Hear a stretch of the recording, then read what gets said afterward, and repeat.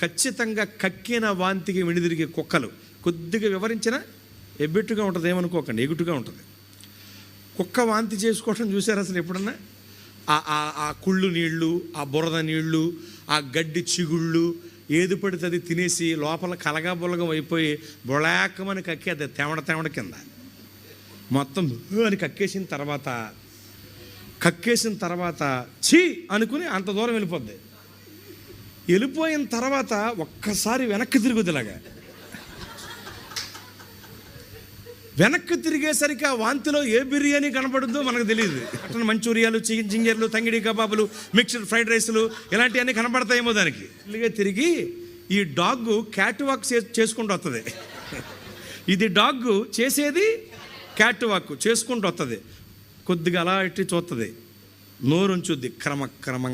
క్రమక్రమంగా ఆ తెవడ వంటి వాంతుని లోపలికి లాక్కుంటుంది. నూడిల్స్ ఒక్కోసారి ఏలాడుతుంటే లాగేస్తావు కదా, అలా మొత్తం లోపల లాగేద్ది. ఎంత చిరాగ్గా ఉంది. మళ్ళీ పాపం జోలికి వెళ్ళి పాపంలో పడిన నిన్ను చూసినప్పుడు కూడా దేవుడికి అంత అసహ్యం కలగాలి. కానీ దేవుడు ఎంత ప్రేమమేడో తెలుసా? మళ్ళీ నువ్వు ఆయన దగ్గరికి తిరిగి వస్తామని చేతులు చాపి చూస్తున్నారు ఆయన.